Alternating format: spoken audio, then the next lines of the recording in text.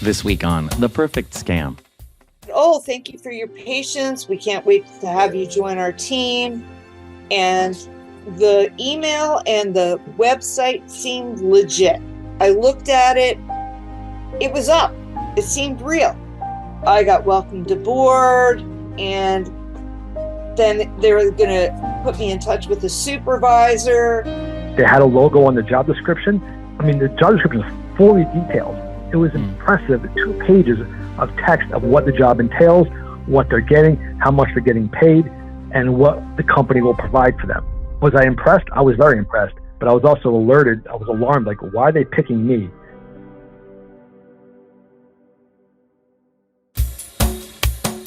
Welcome back to The Perfect Scam. I'm your host, Bob Sullivan. This episode is a bit of an alert. We've put it together because by all indications, there is a recent surge in online job scams, sometimes also called employment scams. The Better Business Bureau reported last year that job scams had made a resurgence. Then the Identity Theft Resource Center said just this month that reports of job scams were up 118% in 2023 as compared to 2022. So we wanted to bring this story to you quickly. Today, you'll hear from a couple of different victims. One, a job seeker, one, an employer. And you'll also hear from an expert about ways to protect yourself. Job scams aren't new, but post-pandemic, a lot of factors have conspired to make the crime even easier for criminals. So let's get started with Anastasia Pleasant, who not long ago had a high-flying media job in New York City. But after a divorce and a move to Florida, she finds herself in danger of being laid off. I got this, what I thought was, and it was a great job. I learned a lot. It was working for a recruiter that worked for Apple, and we placed contract workers at Apple. There was a downturn in the technology industry, and I started there in April of 2022, and we would have these meetings with our contacts at Apple, and there wouldn't be any new work or positions. And right before Christmas in 2022, they laid off about 10 people out of 35 people. And I was not part of that group. And then the downturn continued. So it became completely clear that another round of layoffs were coming. So I started looking for a position at the end of March of 2023. Anastasia does what everyone does nowadays. She goes online, looking for job leads, looking for a life preserver at this point. And quickly, one opportunity catches her eye.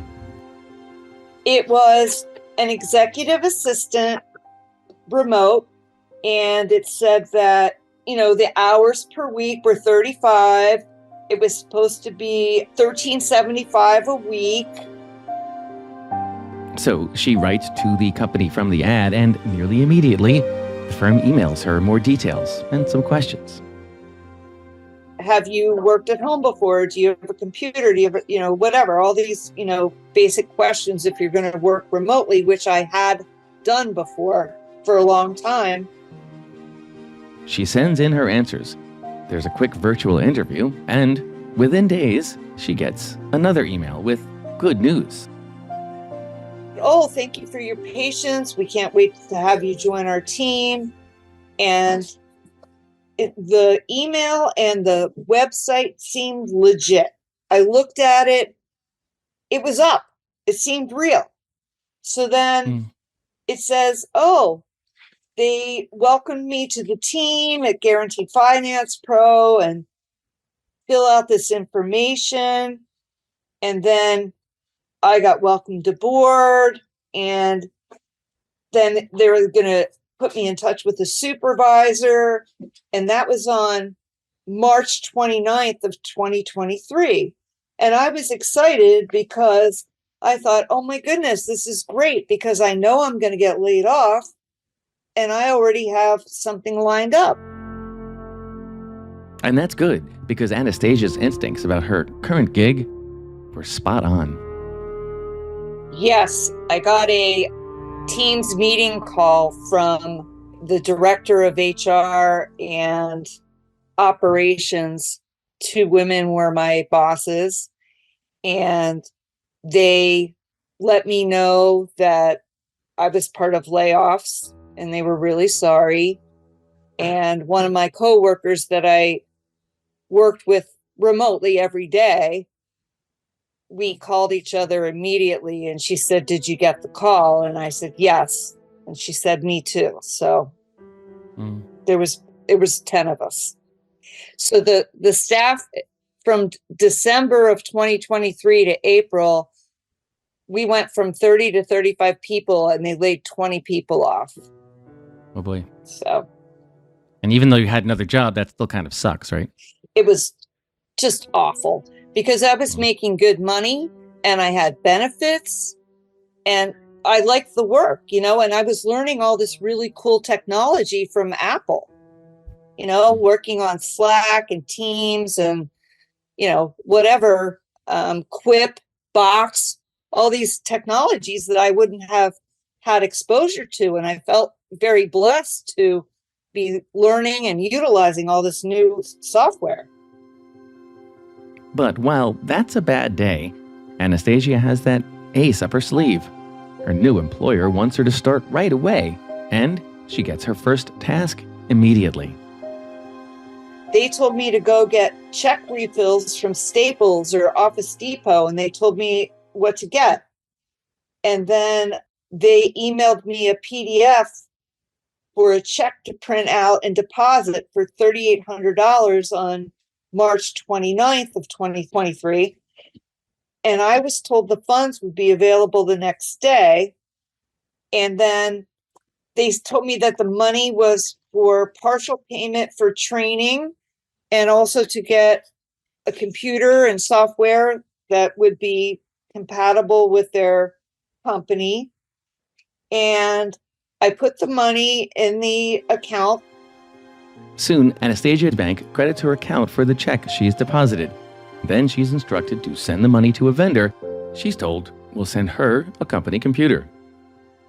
So what happened is I wired the money because I thought that's who was going to send me the computer and whatever. And I didn't get it. She doesn't get a computer, but that's not all. Days go by and she looks at her online bank account and notices the check her new employer sent her has now been returned. So the funds she deposited have been taken away, and worse still, the bank is taking the amount of the wire out of her account now. She's down $3,800. She gets in touch with her boss right away. I called him. I said, "What is going on?" He said, "Oh, Anastasia, we're going to make sure that we rectify this. I can't believe it. I'm embarrassed to work here." He might be embarrassed, but Anastasia is starting to really worry. By now, Anastasia has received a couple of checks from this new company and each time followed their instructions to wire the funds to a vendor. And the pattern repeats.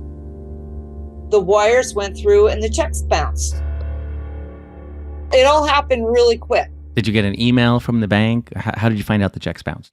I didn't get anything from the bank. I found out just by looking at my bank account online. You just suddenly looked and saw that the $4,000 that was put in had been taken out? Yep. Oh my God. You think that the bank would get in touch with you. If you have an American Express card or something, if there's something that seems off with your purchasing or whatever, they call you right away or they text you. It's a crazy time for Anastasia. Remember, she is in the middle of losing her full-time job. Literally the same week as these checks arrive. 1, 2, 3, 4. There were 5 wire transfers.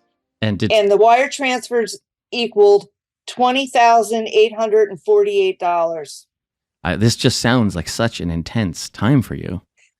It totally was intense, and I did not realize what a tidal wave had hit me. The total she'd cashed was more than $20,000.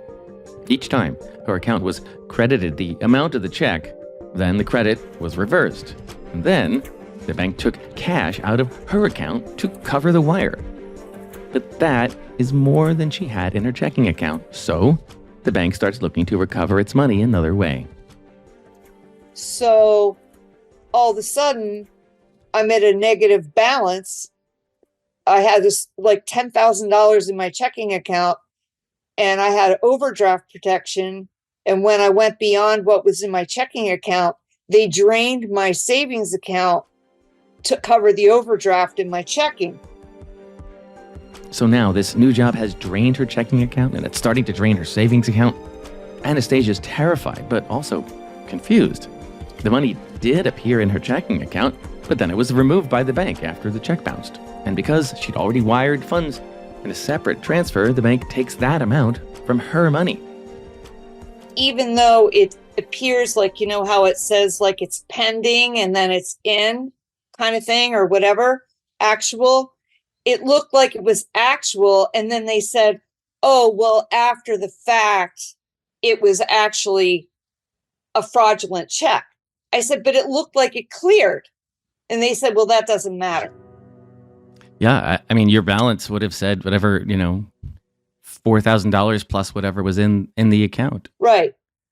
I hear you struggling to find the words to describe this because no one knows this. So banks can actually claw back money from checks they decide are fraudulent for weeks or months after the fact, even after it looks like you have the money. Yes. Anastasia goes to the police, but it's too late. And then the financial implications start to become clear. She's suddenly unemployed, and essentially, all the cash she had in her bank accounts has been stolen. A cascade of bad things start to happen. I had some credit cards that were at 0%, that were very manageable, but because my bank account was cleaned out, I couldn't make payments on the credit cards. So I had to do debt consolidation. And then I had a Roth IRA, and I was able to take money out of there. And I took everything but $500 out. I only had like a couple $1,000s in there. Right. And then I go to Florida unemployment, and I had been making a decent salary at my previous job for a year. They only give me $225 a week, and it turns out it was only for 7 weeks. So then after that, that's when I had to go to the Roth IRA, and that was like $4,000 gone just to pay the mortgage, pay the utility bills, buy food. And then my partner, my better half, I should say, he paid the mortgage for 2 months, and my brother gave me $1,500, and a childhood friend gave me $1,000. Otherwise, I would have lost my house. Ugh. Yep. If you can believe it, things are even worse than that for Anastasia. The bank starts sending her collection notices for the negative balance. Oh, yes. Today's been a great day, or yesterday. I got one letter from PNC saying that they appreciate the opportunity to address my concerns, but they said that they don't agree and I did not provide enough information. Meanwhile, I sent the police report from the Stewart Police Department, and then also I got a collection notice today. PNC is going after me for the money that they took out of my account with a collection service, and they're trying to negotiate with me about the money that was from the scam that now I evidently owe them. Oh my God. Yep. How much is the collection notice for? And now they're trying to negotiate. Now they're saying that the one I got, discounted amount, they're going down to like $5,000. The other one I got, that's dated 2/13. The other one I got was for $7,600, almost $8,000. And I have not responded to these collection service notices. I just ignore them. And now they're down to, it was 7,630, whatever. And now they're down to 4,578. And of course, she's now unable to borrow money to help with her situation. And then I told you, Bob, because I missed payments on I had a couple 0% credit cards and I missed payments on all of them. So I had to go into a debt consolidation program. So my credit score has gone, I had excellent credit, like 750 or higher. My credit score is dipped down to 503. So just to try to explain to somebody who's listening to this, when you finally sit down and realize, kind of the extent of what's happened, you've lost your job, $20,000 is missing somewhere, the bank's blaming you. What does that feel like? It makes you stop believing in yourself. Everything that you've worked for your entire life is gone. I felt like such a failure. How did I let that happen to myself? I'm not stupid. In my head, I'm like, how did that happen? It's not like I'm not aware, but it happened. And, it's affected every part of my life. Definitely has affected every part of my life. I'm not the same person that I was before, Bob. Oh, God. It does affect every part of your life. I've been with my boyfriend for 9+ years. And, I had a great career in New York, really successful, won awards, working as a photo director, and moved to Florida after getting divorced and was able to buy a townhouse in Jupiter, very lovely. And then, met this lovely man. And when this happened, and get this, he's an accountant with his master's degree. And I'm living with him, and this happens to me. He lost all faith in me. He didn't believe in, not only do I not believe in myself, now my mate is not believing in me either. Second guessing everything I do. I have to believe that I'm going to move forward and things are going to be okay.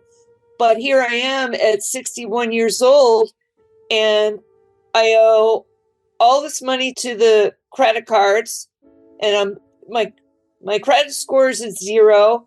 PNC is going after me for money. I'm like, oh my God, am I going to do I have to declare bankruptcy over this? That's where I was last week. She's pondering declaring bankruptcy as a last resort, and she's still filling out every form she can think of, looking for help. Today was my day. I refiled another complaint with the Consumer Financial Protection Bureau.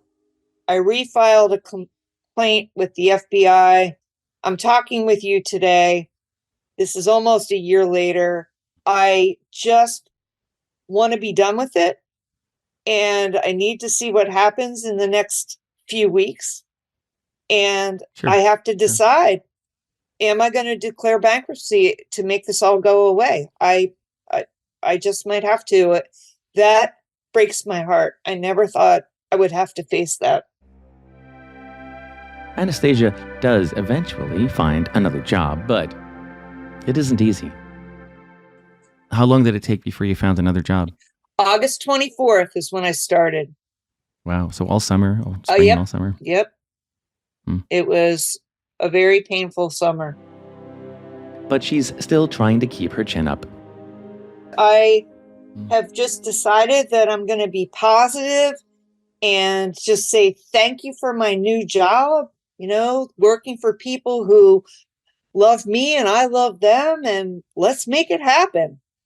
Got to move on. I'm finally at the point I'm ready to move on from the depression and awfulness. Ready to move on from the depression and awfulness. It's not easy, and it's not uncommon. As we mentioned at the start of this episode, reports of job scams are exploding. In fact, the Identity Theft Resource Center told us that just from December of last year to January of this year, reports are up 500%. Our next guest is on the other side of this scam. He's a different kind of victim. So my name is Ryan Stoller, and I run a digital marketing agency here in Fort Myers, Florida, and it's called Net1360. Ryan isn't looking for a job, or even for employees for that matter, when the job scam deluge hits him a few months ago. I started receiving emails in my spam folder, because once a week I go through my spam folder on Friday, and I see emails, people asking me in spam if this job posting below or this job application or whatever they were sending them, is it valid? Is it true? For the first couple of times, I ignored it. There was maybe 2 or 3 in my spam folder. I ignored it. I thought they were spam. I'm not going to touch it. I'll let it go. The following week, I was started getting out of nowhere about 10 to 15 emails per day, people asking me, is this true? Is this legit? Or is this fraud? And at that point, I stopped and I'm like, okay, let me backtrack here and see exactly what's going on. So how does he find out? He applies for a job at his own company. What happened was that I decided to play the game. I sent one of the people that sent me the email. I actually went to the source of where that email came from at, I forget the exact full name, but something at net1360careers.com. And I contacted that gentleman. And I said, hey, I received this job application. I am looking for this job. I am interested. What is the next steps? Next thing you know, I went through the process where we started getting this. I was in a 45-minute Google chat with this person asking me all kinds of questions. What type of audio do you have at home? What kind of network do you have at home? Do you have a computer? What kind of computer do you have? Are you capable of using Photoshop? What experience do you have? Please. And some of the questions got really detailed. Tell us about your web development experience. Do you have the ability to do this? Yes or no? It was very involved, but it really was insulting because it wasn't as involved as what we do, right? And it kind of made me look bad. And at the end of the conversation, he basically says, we're going to send you a form. You're hired. We're going to send you a form so we can get your bank account information for direct deposit. And what we're going to do is we're going to send you $2,000 in your account so we can set you up with a computer, a monitor, keyboard, etc. Okay? And I stopped it, obviously. I didn't do that. But at the end of the day, the reason why I did it was to see if I could figure out a way to get to the next step with them and try to track them and then see if I can report them to the authorities. But once I actually made a mistake I sent them a message about 35 minutes into it. I said, why are you posing as my company? And then the call dropped and they blocked me on Google Chat.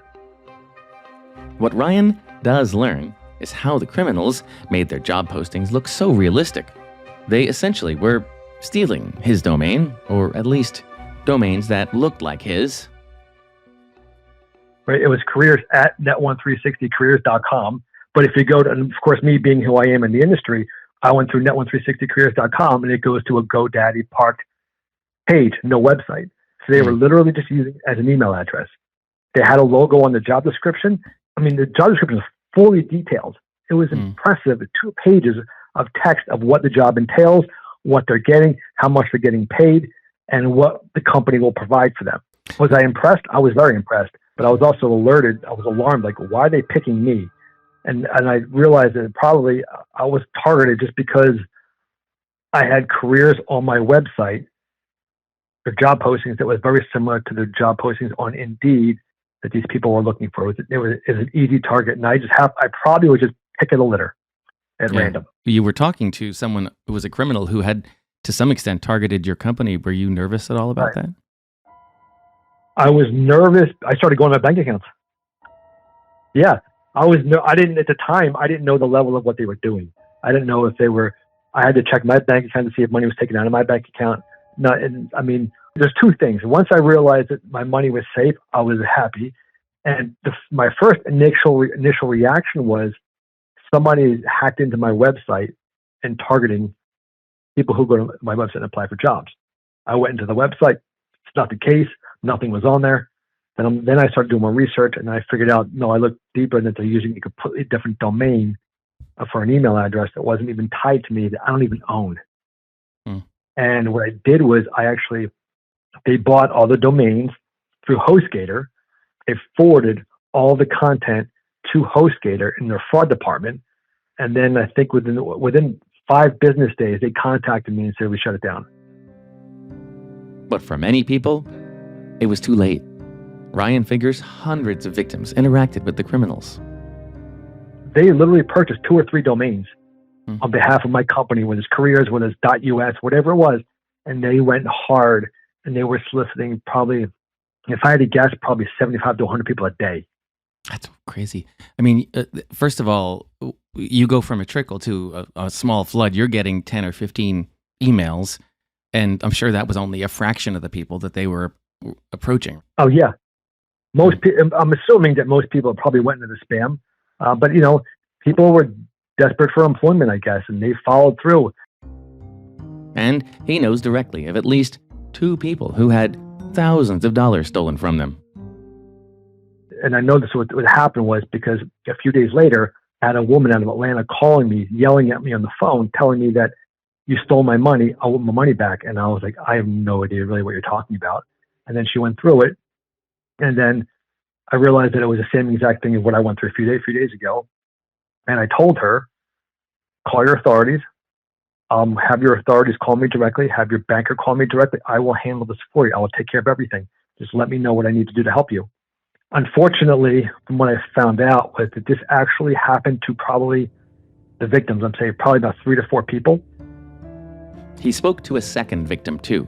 Both said they wired about $2,000 to their new employer. And while in the end Ryan wasn't at risk of having any money stolen, he was worried about something else, perhaps more important than money. So at the end, you didn't, no money was stolen from you, but you still had to have these pretty harassing phone calls from people. That sounds like a really uncomfortable, unfair experience. Yes, especially the one woman who was yelling at me. She didn't believe me. She was yelling at me saying, I'm going to call the police on you. Give me my money. That was painful. But really at the point, my bigger thought was, is my brand here in jeopardy?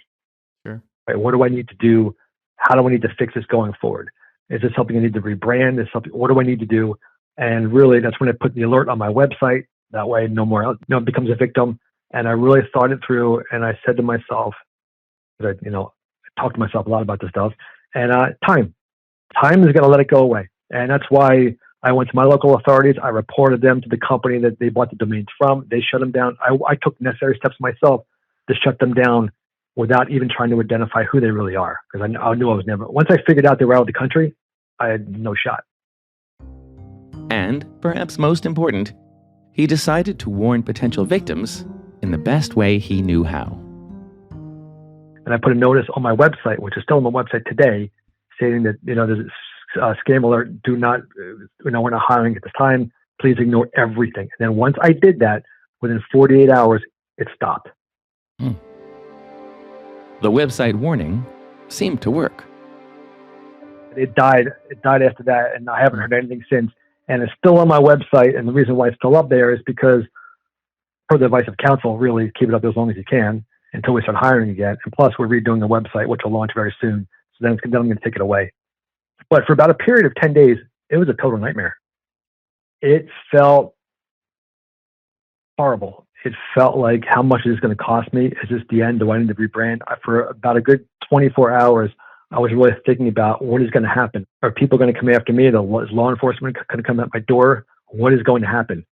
And I really had peace of mind that when I went to my local authorities and made them aware of what was happening. They told me that they can't do anything for me until something happens, but they did flag it and they put it in the system and flagged it in case local authorities out of state contact them to get to me, right?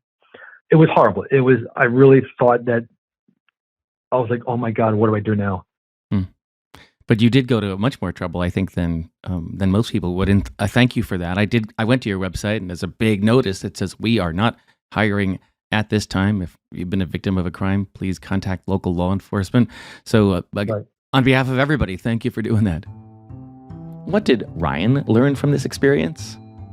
From this process is that people really need to do the due diligence when they receive an email to apply for a job. They need to do their homework. They need to take a look at the URL from where the email is coming from. Type in that URL into a website. If there's no website, that's a flag. If there's no voice call, audio call, or video call, whatever it is, that's a flag. If it's only text, that's a flag. Say no. Is there any other advice that you have on the tip of your tongue there? Don't panic.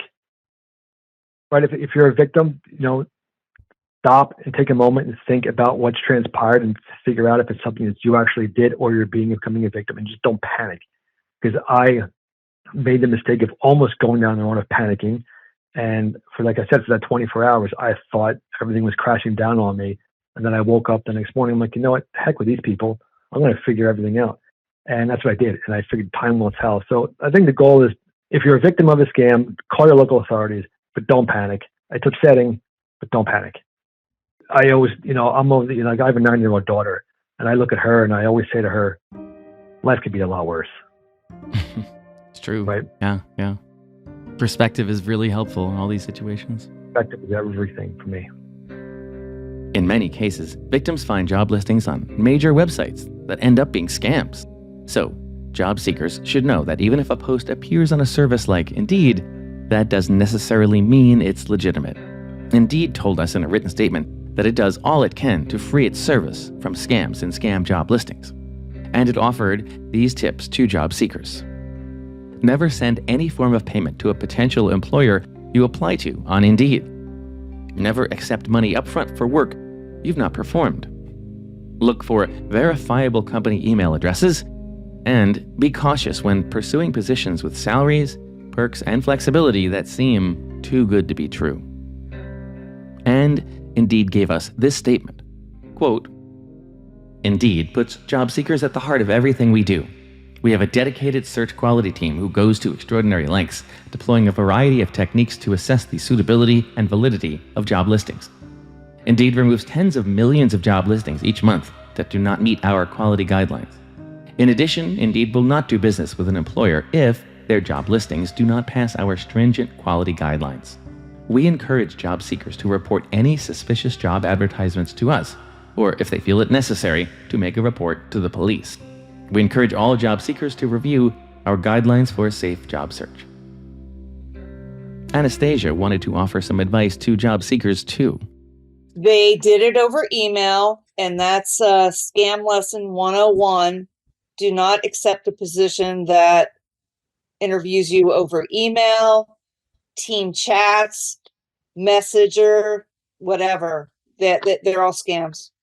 I've become an expert at it, and my advice is, if people are looking for a new position, if somebody wants you to interview via email, via a Teams chat, or text, or another one is there's a messenger app called Wire Messenger, they're all scams. And make sure the emails are correct.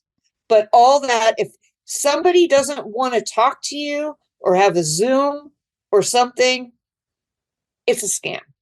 Now you got to be afraid to open up an email. So I would just be hyper vigilant, and also be careful and do not reveal stuff in social media about yourself. Just be very careful, be very aware. And is there anything specific you want to say to someone who's looking for a job online? What I would say is, don't agree to any interviews that are not via Zoom or in person, and double check if it's a real company, and good luck. And good luck. Don't we all need that? Oh my goodness. Knowing what a minefield it is out there for job seekers and the special circumstances that people who are looking for jobs must endure, we thought it important to talk with an expert about this. Carly Ruskowski is Vice President of Financial Resilience Programming at AARP, where she oversees the work and job issue area. Looking for a job can be stressful. It can be a vulnerable situation for consumers. Sometimes with our older consumers, they've been maybe out of work for longer, or due to their situation or their financial situation, they might be more desperate to return to working to make sure their income stream is continuing. And so, yeah, it can be sort of a relief that they've finally found a job, and one that they, were excited about, one that sounds so promising. And, some of these job scams are, offering 6 figures for working at home, or have your work-life balance and your flexibility that you need if you're a working caregiver. And it's going through that job search where there's kind of ups and downs, and you finally have this great offer and this promising job where you're going to feel challenged and you're going to be needed, you can be more susceptible to these scams. She's seen the data about skyrocketing scams too. Yes, unfortunately, we have seen that job scams have skyrocketed in the last few years. And according to the Federal Trade Commission, that is what they are seeing as well. Mostly work from home scams. Is there a reason that work from home scams would be seeing a rise right now? Yes. After the pandemic, there was a rise in more and more job seekers wanting that flexible work-life balance and more flexibility with their career and their job. And so work from home and remote work or hybrid work has been on the rise and is more desired by all job seekers of all ages. So people are looking for these things, and that just makes it easier for criminals to offer people what they think they want, right? Yes. It also seems to me that, work from home jobs 5 years ago even were pretty rare. Only certain specific kinds of fields would permit them, and now it's much more common, and that also makes these fake listings more believable, I think. Yes, you're correct. Because there's more desire for it from the consumer, but it's also a desired balance for the employer where they're getting additional job candidates or just a bigger, deeper pool of candidates when they're able to offer a fully remote job or a hybrid opportunity. I asked Carly to talk about the kinds of scams AARP is seeing. So some of the red flags that we have seen, that some things to look out for, are job titles that are more likely to be a scam are things like mystery shopper or work from home, stuffing envelopes. Others that we've seen, personal assistant or virtual remote assistant. We've seen them for graphic designer, program coordinator, program manager, but also phrases like work from home and earn a six-figure salary, or guaranteed job placement by an agency, or paying for access to government jobs. So you should not pay for access to any job listings, including government jobs or post office jobs. We also tell consumers to be cautious if there is a personal email address associated with any job posting. It's sometimes a sign of a scam and should raise questions of why there isn't a business or nonprofit or educational email address associated with that job listing. Some of the other information we've gotten from potential job scams out there that ask for no skills or experience required, that might be a red flag. They're offering high pay for little work, and language that says it's a surefire business opportunity that will pay off quickly. And again, any position or job description that talks about paying upfront for materials, training, certificates, or directories, and where an employer might ask for sensitive information like your social security number before you're even officially hired are huge red flags for the consumer. So what can people do to protect themselves? Some of the things you can do is doing an online search using the company's name, plus the word scam, review, complaint, those types of words. If you're at the beginning of your job search and you're just not sure that this one is a scam, again, you can work with your state consumer protection agency or the Better Business Bureau in your community, asking lots of questions. But if you have experienced financial loss or identity fraud through one of these job scams, we do tell folks to please report it to law enforcement. You can also share the information with the Federal Trade Commission, and you can get resources both from the FTC, which has a lot of resources on their site, but we also have a ton of resources at aarp.org/fraudwatchnetwork. One important note from Carly: many people, when they're actively job hunting, apply for dozens, even hundreds of positions. That can create an opening for criminals. We inform consumers to make sure they're keeping track of all the jobs they're applying for, and then making sure that they see an email address in the posting when they apply, look at the email address if you're getting correspondence from that person who's writing to you, if the name of the company is correctly spelled in that person's email address, and making sure that if there's any typos, errors, or misspellings, poor grammar, or any kind of awkward language that might seem off. It might be a scam, or you might want to look further into the company, into the job listing, and do a little more digging or research. I'm glad you said that, because I know when, sometimes you're applying for dozens of jobs and you can lose track of who you've written to, and that can make this all the more confusing, right? Yes. I mean, usually there's multiple jobs you're applying for, multiple job board sites you're on. And so it can be quite cumbersome and overwhelming when going through that job search or trying to remember or recall some of these jobs that you've applied for.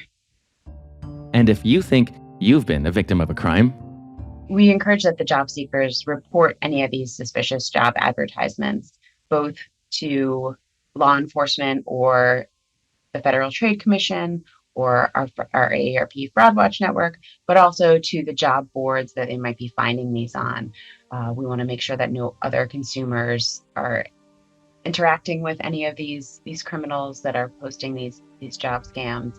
And the more reporting that we can have, the more education that can be out there for consumers moving forward. AARP has more resources for job seekers at aarp.org/work. For The Perfect Scam, I'm Bob Sullivan.